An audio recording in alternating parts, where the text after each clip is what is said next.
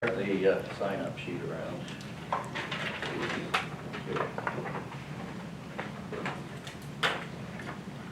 We're going to add some items to the first one, which is some opening stuff due to some questions that came up, and David's going to take a minute to answer a couple of questions that have been asked outside of the committee meeting.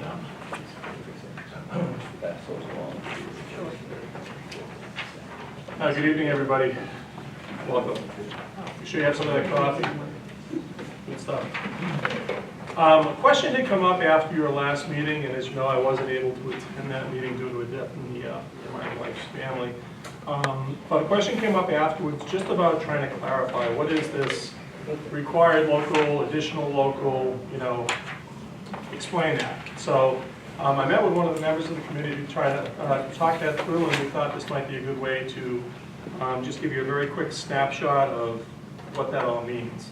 So this is a simple one-pager, and if you look at the top of the page, the total SAD 44 budget is $10,594,389. We receive $2,672,125 from other sources. Those other sources are, we have a lot of students that attend our district who are tuition students from unorganized territories, Hanover, Upton, Gilead, places like that, and they bring with them tuition money. So that's that much less that the towns have to raise. So the $10,500,000 budget is reduced by that amount. That leaves you with the total amount that has to be raised locally. That's the amount that's raised between our four towns. The second part of the page shows you how that's broken down. So what we refer to as required local, it's also sometimes referred to as your EPS figure, is the $5,926,436. That's the amount that the state says you must raise in order to receive any state aid. So that's your required local or your EPS local. They're used kind of, both terms are used for that. The difference, the amount left over after you calculate that amount plus the money that comes in from tuition and so on, is $1,995,828. That's what's called your additional local. So when you add up your required local or your EPS local of $5,009,000 plus the additional local to fund the budget of $1 million, just under $2 million, the total amount that has to be raised locally is $7,922,264. So based on the motion that you, I think, thought that you were taking at the last meeting, it would impact that total number.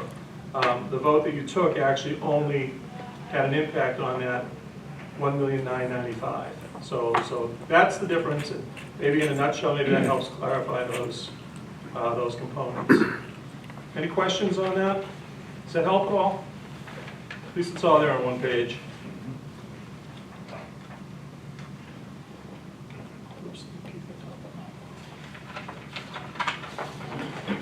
The second thing that I wanted to put together that I thought might be helpful for you in terms of, you go for it.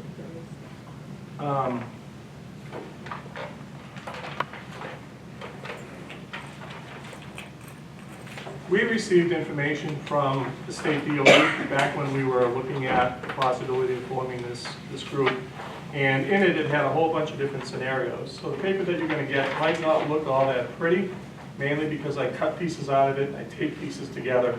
But I promise I did all the right things lined up underneath each other. If you look at this, I guess I would just draw your attention maybe first down to the bottom section.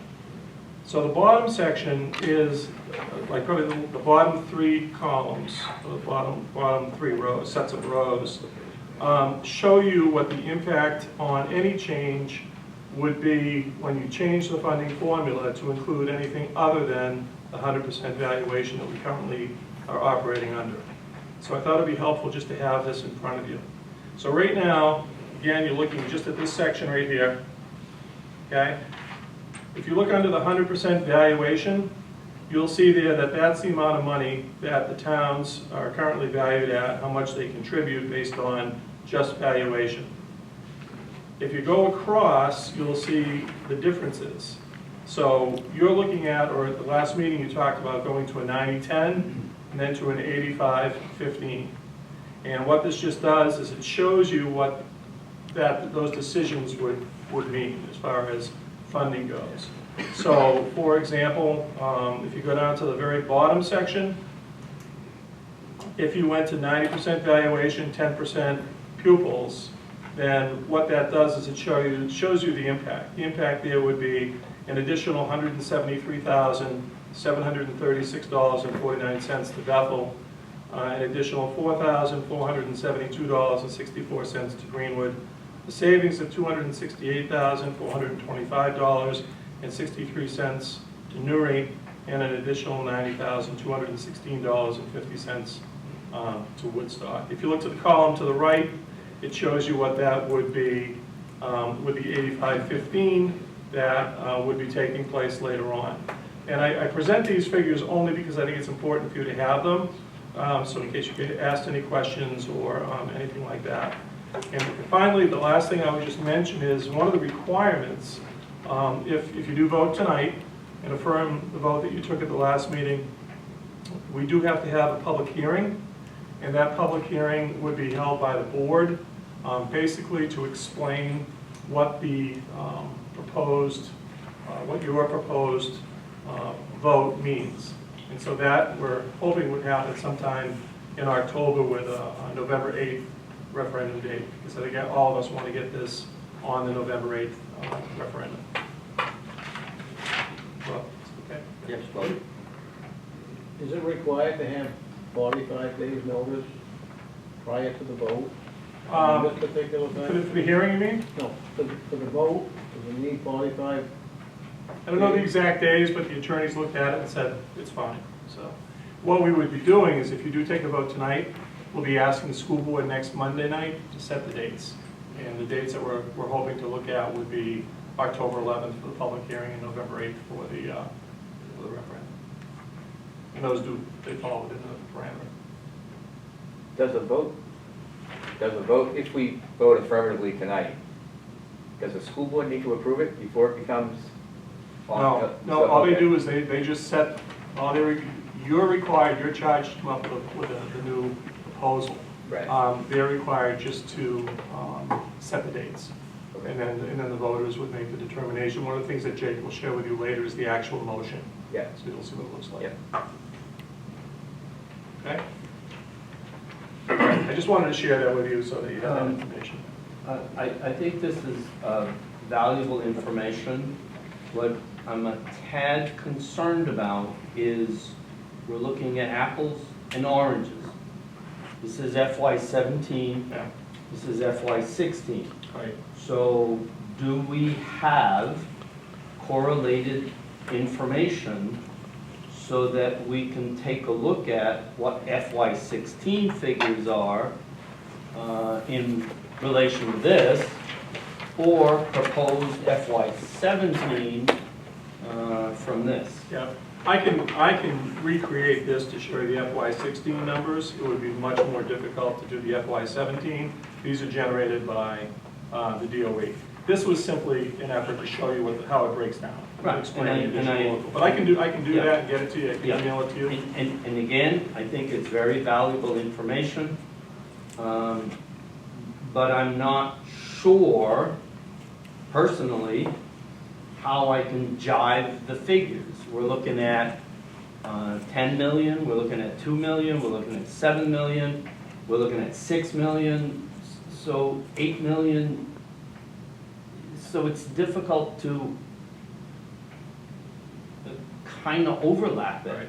I would suggest, just for the purposes of this conversation, that maybe, Norman, turn this one over, the one that I prepared, just because it's really just kind of a generic snapshot, and focus on the FY16 figures, because they're actually developed by the DOE, and that's typically what they give to committees that are looking to do this kind of thing, is the information from the previous year.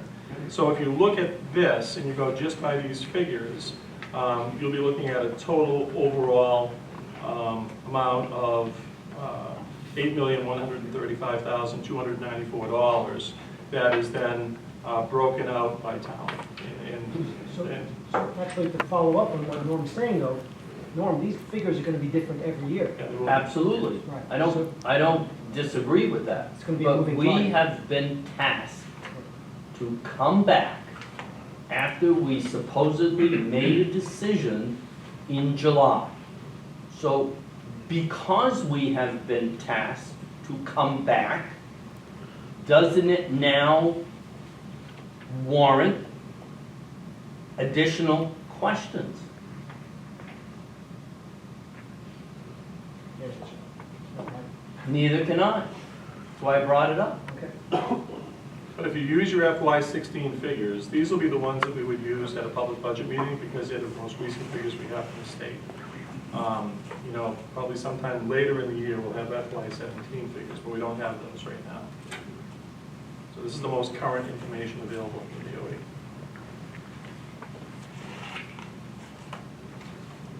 Okay, if you're ready, I'll move on to the next item, which is I wish to apologize to the committee for causing you to have to come out for this third meeting. I did make an error when I wrote the motion to be used at the last meeting by confining it only to the additional local. And when Marcel asked me the question, if I'd have taken 10 minutes and just tested that motion, I would have realized that it was incorrect. But I didn't do that, and I should have, and that's why we're here. However, there is a little silver lining in the time that has transpired from July to now. And I'll say what the silver lining is, then I'll try to just give a little brief overview. Basically, you have a much stronger position and motion because it includes a fallback position should, let's say that we go ahead, this gets put to referendum and it passes, and then someone decides to challenge it. Previously, we would not have had a fallback position. And if the fallback position became, now you're subject to the EPS formula like everyone else is, it would have devastated the district. So now built into the motion that you're going to consider hopefully is a fallback position. And in addition to that, we have a letter from the Department of Education that I can distribute to you, which basically indicates based on if their opinion is that this action is permissible under the statute, the two statutes that govern this process for you. So how did that all come about? It's not necessarily all related to here. The other district that's involved in, that has the same exception is SAD 6. And I've had extensive conversations with their attorney, and they haven't started yet about questions regarding this process. And we really did have some questions about how part of 1310 is to be interpreted.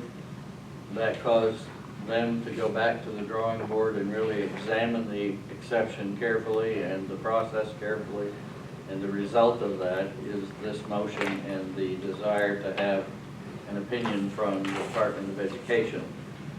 Several people were involved in that conversation and none of us were in the same room, so I don't know what went on, you know, other than what I heard in my part of the conversations. But I do know that two of the attorneys really delved into this and came up with the question about, well, what about a fallback position, should it be challenged? And so that's the result of that change in the motion. And then also, to strengthen the whole process, an opinion from the DOE could be introduced into a court, if necessary, saying that from their perspective, this is all appropriate. So that was how we ended up with the wording that we have.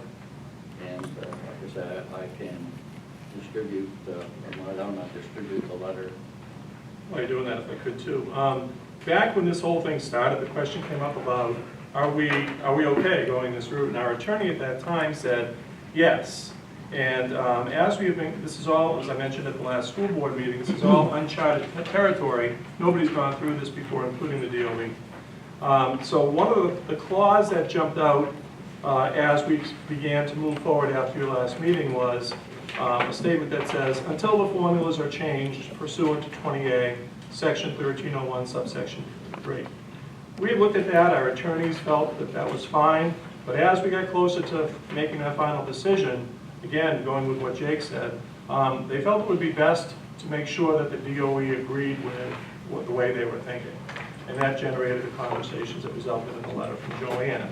And again, as Jake mentioned, it's just one more thing that would keep this committee probably out of harm's way in the event that you made a motion, it went forward, it was approved, it got instituted, and then it was challenged and became something other than what your intent was. And we think that the information that you have puts your decision in good shape.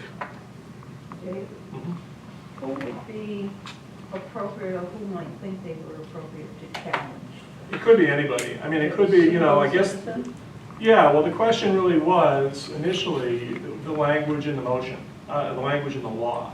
So before that could get challenged, let's say, they wanted to just be sure that the DOE agreed with the stance that our attorneys were taking when they were giving us the recommendation that it's okay for this group to meet, because remember, we were excluded from that regular funding formula, and made changes without having it nullify the exemption that we had been given in 2005.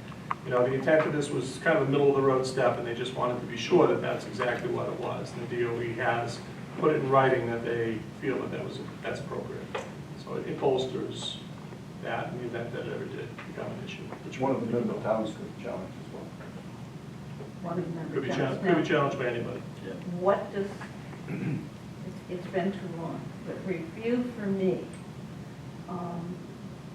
do each one of the towns have to approve it, or is it a total majority? It's a total majority vote because we are only including valuation and pupil percentage in the formula. If we had gone outside of those two factors, then it would have had to have been voted positively in each individual community, but this is a district-wide vote. Just to clarify for me, when you use the term fallback position, the fallback is that in case this doesn't go through, the 2005 exemption is still in effect? Yes. Is that what when you're Yes. talking about fallback? position? Unless, yes it does. Fallback is if this gets passed, If it gets passed. if this gets passed and goes into effect, and then it's challenged, the fallback position, if the challengers won, Right. would be back to the exemption. Back to where we're going. Yes, because that became the concern. Without that statement, what would the fallback position be? It could be the current process for everybody else in the state, or something new that may have been enacted in the meantime. So to protect further, that's why the fallback position is included in the motion. Your question was if it failed. And if it failed, we would just continue doing things the way we're doing it now. And Jake, it's my understanding that this was a two-step process. It went to the DOE and then it went to the Attorney General. It went to the Department of Education's Attorney General. They have their own, Okay. So this is not a separate state Attorney General? no, Okay. who works under the auspices of the Attorney General. So there's not a separate ruling from that DOE, No, the Attorney General? no. She, I'm sure, I'm speculating a bit, but it went to her, she happens to be a lady, I can't remember her name, but, and I'm sure they had a lot of discussion, and then had the Director of School Finance and Operations actually sign the letter. But it went to the DOE Attorney General, not the Attorney General that you see in print all the time.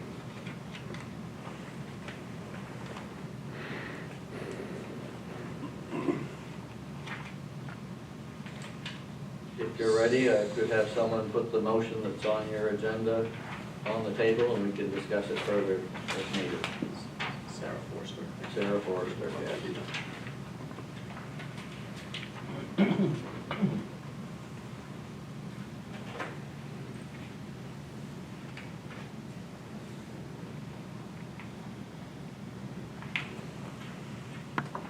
I'll make the motion. Best to read it? Yes, please.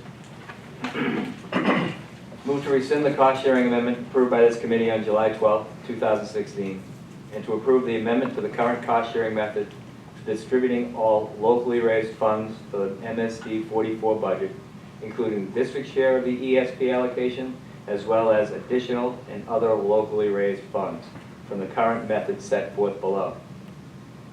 To the amended method set forth below, provided that to the amended method set forth below, provided that in the event a court or Department of Education determines MSD 44 cannot use the amended method for the district share of the EPS allocation, the method used shall be the method which is the equivalent of the current method. What the amended method we are proposing is for the 2017-2018 year, a 90% value that the town share will be based on 90% valuation and 10% pupil count. Beginning in 2020 and thereafter, that it will be based on 85% valuation and a 15% pupil count. Is there a second? Second. Just point of order. Yes. There was a little bit of a difference, and again, because this may be key, between what's on paper here and what was stated in the motion. Is what is in the motion on paper going to rule what we're voting on? Yes. Okay. That was my intent was to read the motion It's hard exactly, and if to I read missed it, it, but- yeah, Okay, thank you. It is. it's very small print. So just to kind of re-summarize, if this were enacted in referendum in the district, based on the 2016 numbers, it would increase Bethel's share at 85-15.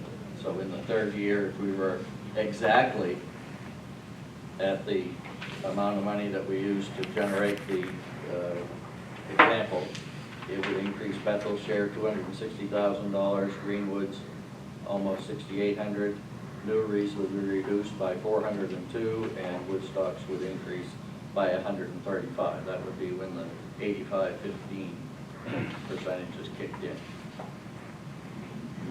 As long as the total amount did not change. I didn't hear a second, so I'll second it. Yeah, I support this. Larry. Yes, Marcel. I'd like to speak to the motion. And I want to, I'm talking tonight not to convince you to change the vote from the last time, but rather because I think that all the district's residents will only benefit from a robust discussion and understanding of why you're voting the way you did. I really think that this committee's responsibility is not only to make the motion and vote on it, but then to review and analyze this funding situation, and then to be able to explain it to the voters as to why they're making the motion. Unfortunately, I didn't feel that that fully happened at the last meeting. Only a handful of people explained their positions, but everybody voted. I'm going to read you this is Article 8 from the Maine Constitution. And it's something that I wanted to just be clear on to understand why we're here. It starts out by basically saying the legislature shall require towns to support public schools. So that's essentially, it is a town responsibility. Why? The reason that they say in the Constitution is a general diffusion of the advantage of education being essential to the preservation of the rights and liberties of people. And I think that's really important to understand that we want to have an educated populace. So I believe the current system is fair.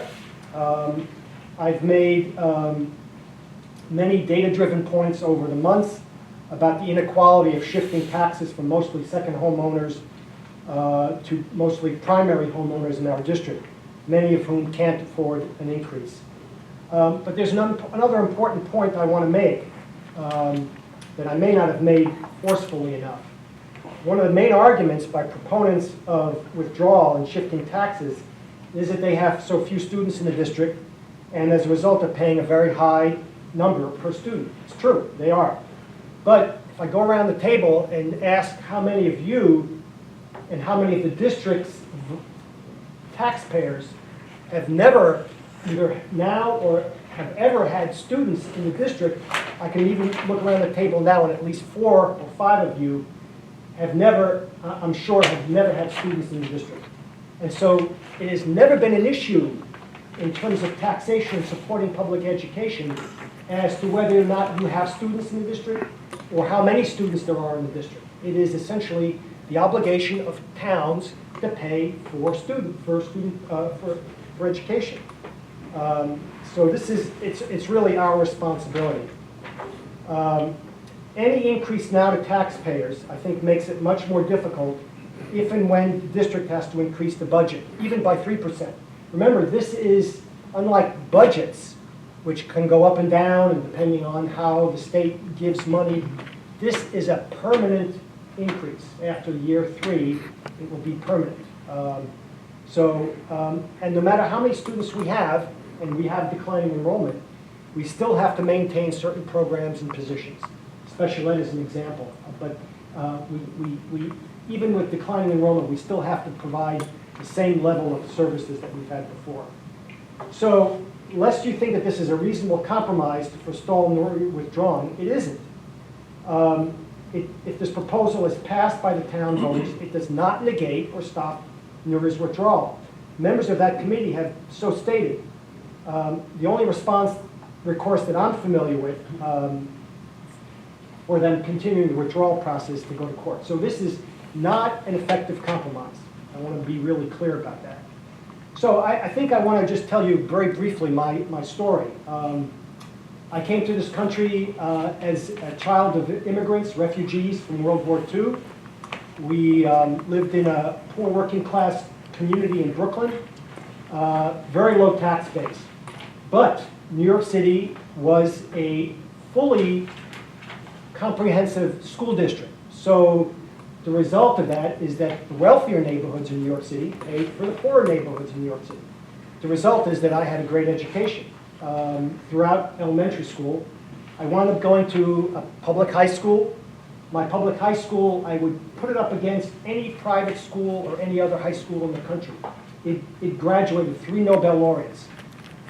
Okay? I wound up in New York City, as a policy at the time was, the top 10% of all graduating classes of all public high schools in New York City were able to go to the City University of New York free. So essentially, in my family, my brother and I were not only the first to graduate high school, but the first to graduate college. Again, thanks to the taxpayers of New York City. If it had been just up to the taxpayers of my neighborhood, it would never have happened.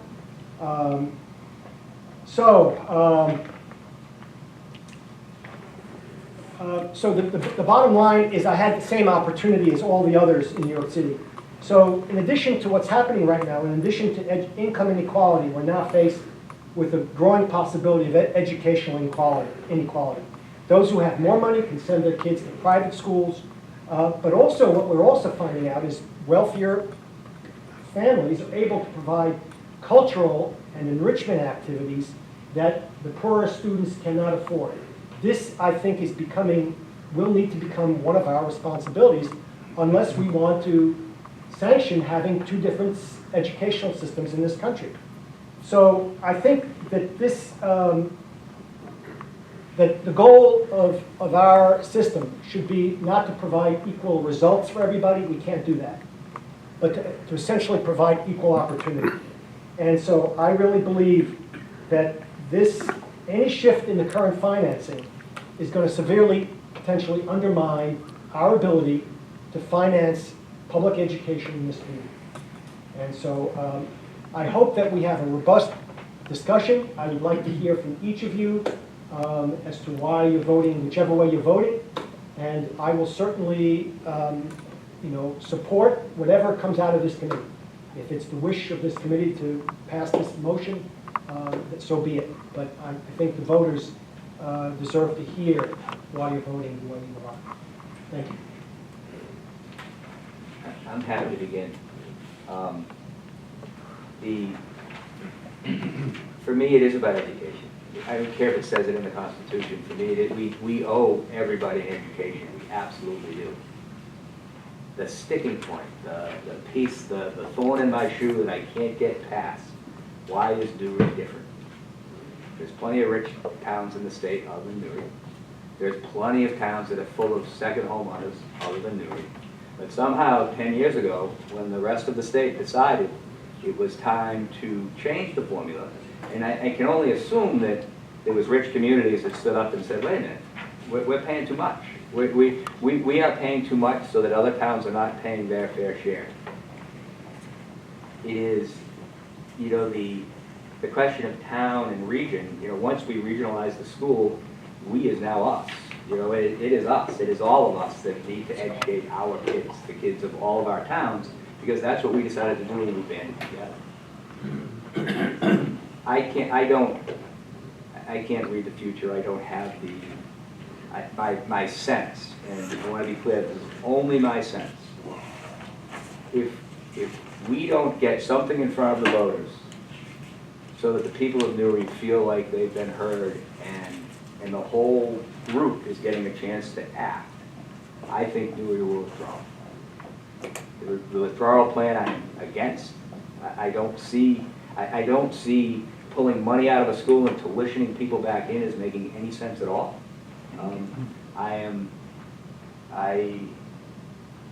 I think that community is important, and there are fewer things that create community more than a school. It is heart and soul. It is the school is what the community binds around. We need a good school. We need a great school. And I think that the folks of the town of Newry is owed.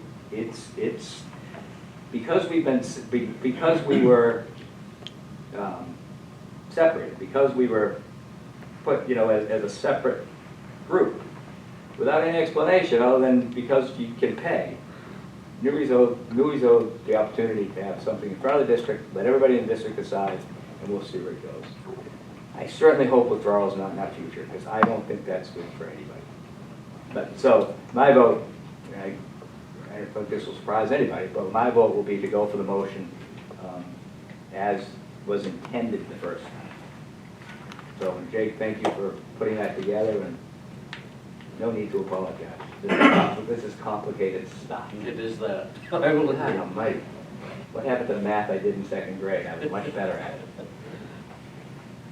Thanks for listening. I'll be voting for the motion too, and I actually got a late start in life as far as having children, but I do have a child in first grade at Crest Park School, and the second one will be going in 2 years. Congratulations. Thank you. Keep them coming, Neil. You know, to me, a perfect case scenario would be to keep the evaluation the way it currently is, because I look at working at Sunday River, I look at the taxes that Sunday River Ski Resort pays towards the school, and I look at what the second homeowners are paying, and to me, that's the perfect model, to let business and second homeowners pay it. So if I had my druthers, I'd keep it the way it is. However, to echo what Jim said, I think the good citizens of Newry deserve an olive branch and deserve the respect that they're owed. And if this is a way of showing them that we do appreciate them and they are important to us, then I'm all for this motion.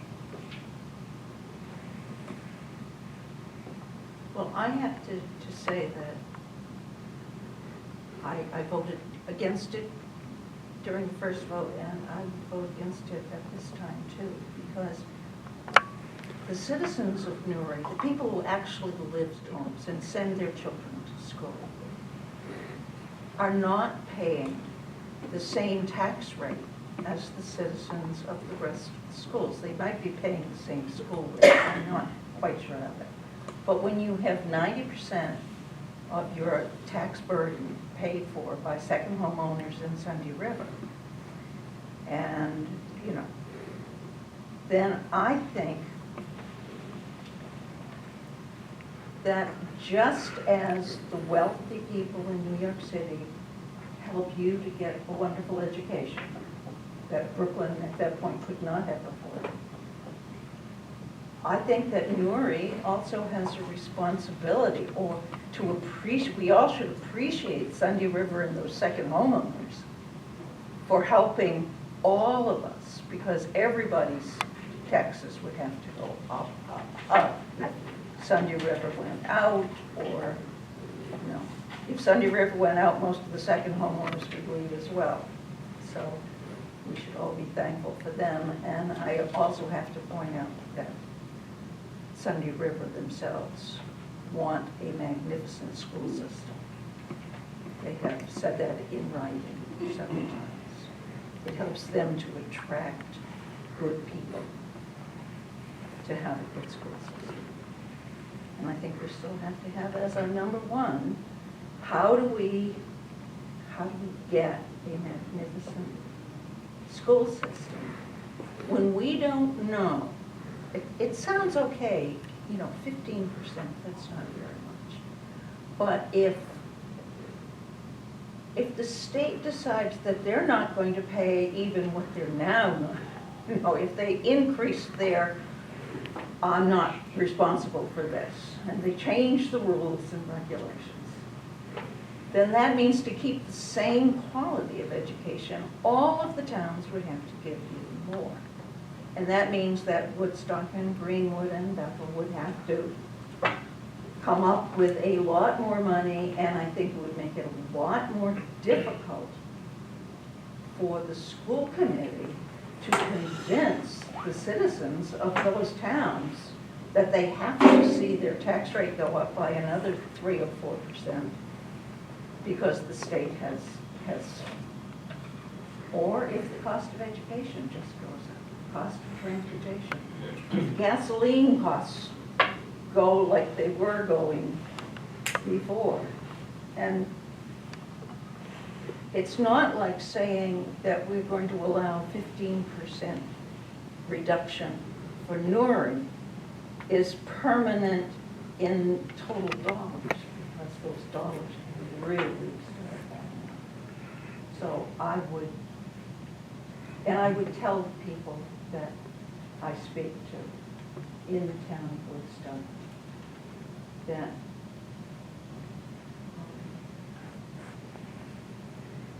somehow Newry wanting to withdraw, as Jim said, and then tuition them back to what may or may not be an inferior school makes no sense to me. It still has to be the students. So, thank you for listening.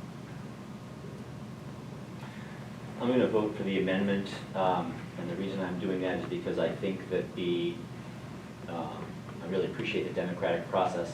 I really appreciate putting large questions like this out to the voters at large. I think that's what the way democracy should work. I think that's the way we should give people a chance to vote, and I think the people in this district will make the right decision.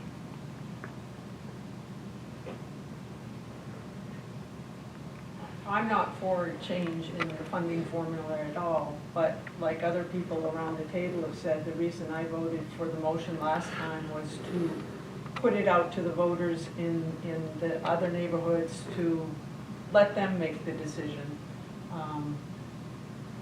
I feel like us making the decision is like not allowing anybody else to be involved in the process. And so I'll be voting yes to the motion as well. And I will piggyback on that. I'm not necessarily in favor of changing the status quo, but I have been amazingly concerned since this entire process started that if the town of Newry simply withdraws, there is an enormous cost shifting. And the people in the applicable remaining towns have no voice. I will vote again in favor of this because it allows the voters of all the towns to now have a voice.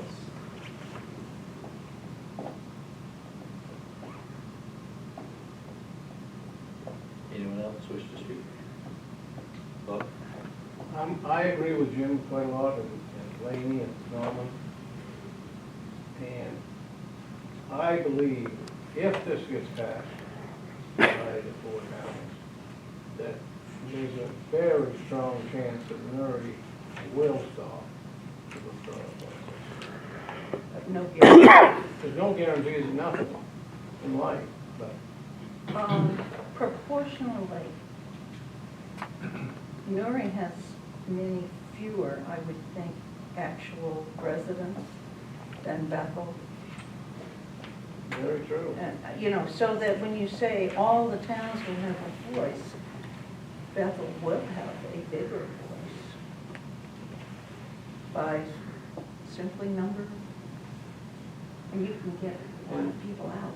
My thought is too, if this was to pass by the towns, and another town in this district has a problem 10, 15, 20 years down the road, then we gotta come back to the table. Start over again. And if we need to make some changes, we make some more changes.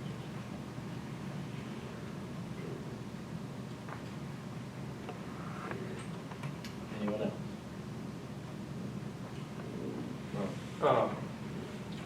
I'm going to speak for myself and the selectmen for Woodstock. We've had intensive conversations about this. First concern that we have, or belief that we ask ourselves the question, is the current system equitable for all now? That's the question you have to ask yourself philosophically. Is the current system fair for all now? The answer is yes. You may not like the current funding formula, but is it fair and equitable for everybody? Are the people that are richer supporting the ones that aren't? And is that fair? It is per town. I'll give you for instance. Let's say Woodstock has a ski resort come in. Let's say we have industry come in. Let's say our numbers drop. Is it fair and equitable, the current formula for us too? Yeah. It is what it is. So once you get past that question for us at Woodstock, then we say to ourselves, are we going to go to our taxpayers, ones that are living on Social Security, ones that are living from day to day, week to week, and we're going to say to them, we need to go ahead and give Nuri a tax break. And I understand where they are. I understand their position. But I'm going to look them in the face and say, oh, we're going to have to do this, and we're going to increase your taxes for 84% of the people that have second homeowners up there. That's not going to go over too good. We are giving a tax break for 84% of the second homeowners there that have the money to support.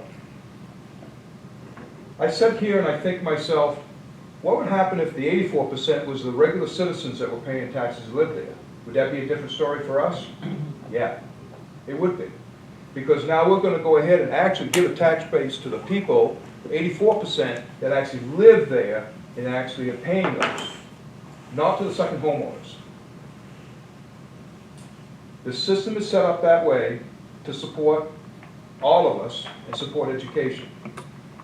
So I will be voting no, along with the Selectmen's guidance with us, with me, against this.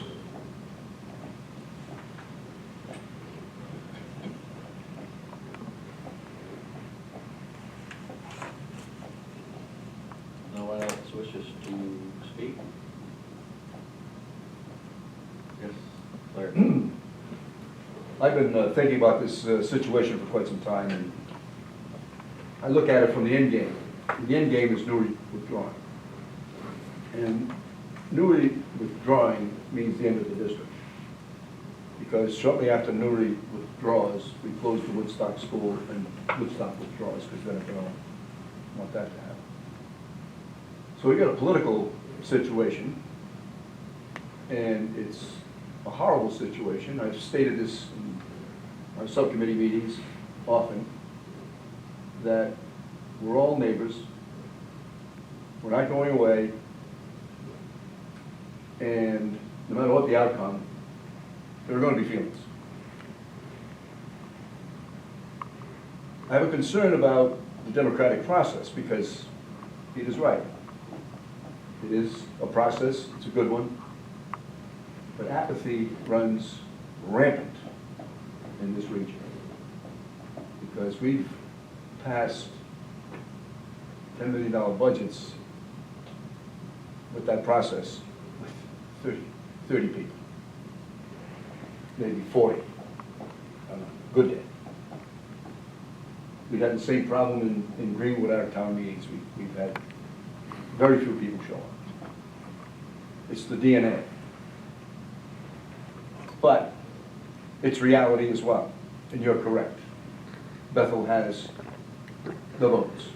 If they decide to bring in the guns, that thing will just go wherever Bethel votes, because the rest of the towns don't bring the voters in. It's a problem. So I will be voting to put it before the voters simply because they do need to decide. This is one of those situations where no matter what, nobody can still withdraw. They can still afford to pay for 10 years, whatever the heck they're paying now, and then they're gone. So the end game is 10 years out. As soon as they decide we're going to withdraw, regardless of an agreement with the school, whatever you want, school board, that's what we'll do, and then we're gone. And then it's down the slippery slope, and they're not coming back. So I think we all have to look at that as our sledgehammer, standing right over our heads, getting ready to knock us out. And the voters have got to, hopefully, get rid of their apathy and come out and vote. So I would be voting to put this before them, because I think they need to weigh in on this.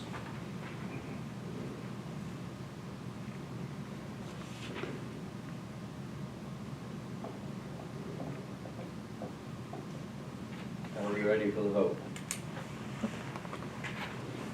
Same with the roll call, unless you object. Laney? Yes. Marcel? No. Mary Ellen? No. Neil? Yes. Peter? Yes. Jim? Yes. Bob? Yes. Ron? No. Larry? Yes? Norman? Yes. Fred? Yes.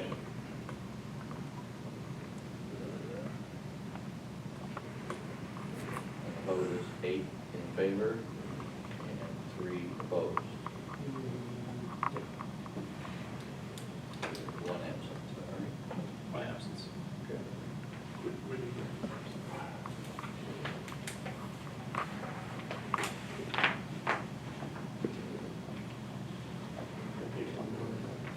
Certainly, we can pass around the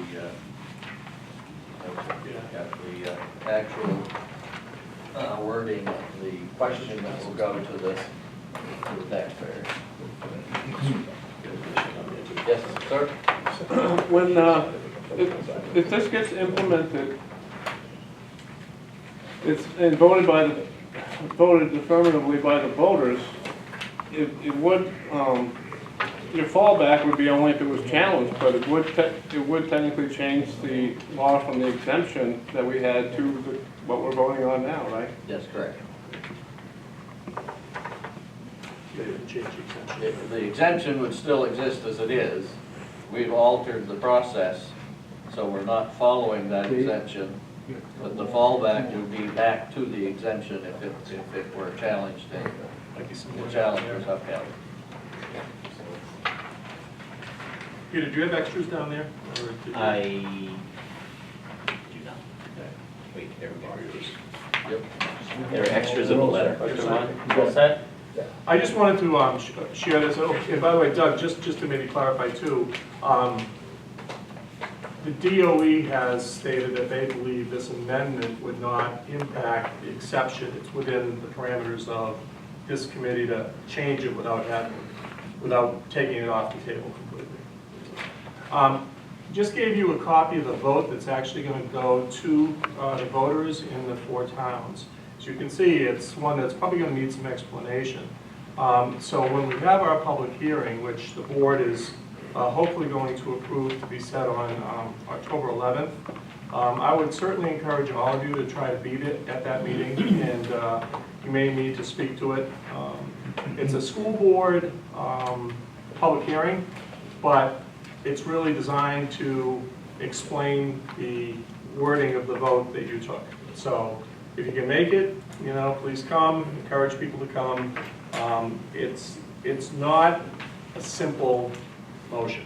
Now, if you read through it and you understand, you know, funding and so on, some of you around the table, the selectmen and so on, you get it. The average person is probably gonna need some help. So that's the reason why we wanna have a public hearing, make sure everybody understands what it is that they're being asked to vote on as a recommendation from this committee. So, that's all. I would like to express my appreciation to the committee members personally.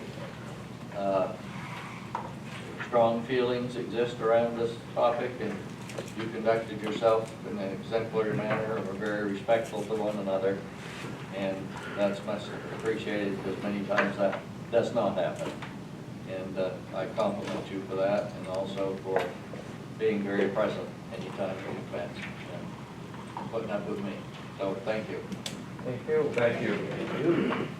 Does this mean that the meeting, this committee is now, I don't believe we'll have to meet again. But it's really not up to you. Right, it's not up to close. me to Right. say that, but I don't. so the committee is not dissolved? Not technically, I guess it would be dissolved when the selectmen and the people that appointed you probably. Separate, so I have that. Yeah. Right, right, They because you're the ones that appointed. Right. Laney would have the authority on the school board. We need a motion to adjourn the meeting, motion to adjourn the meeting. Second. Thank you All all. those in favor? It's unanimous. See you later. Thanks, folks. Who made the second? Larry, did you say that? I did. Me too, I'm gonna do it. I'll be seeing you in a little while.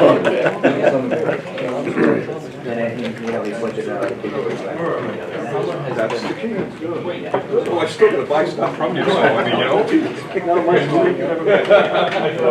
Yeah. Yes. Yeah. No,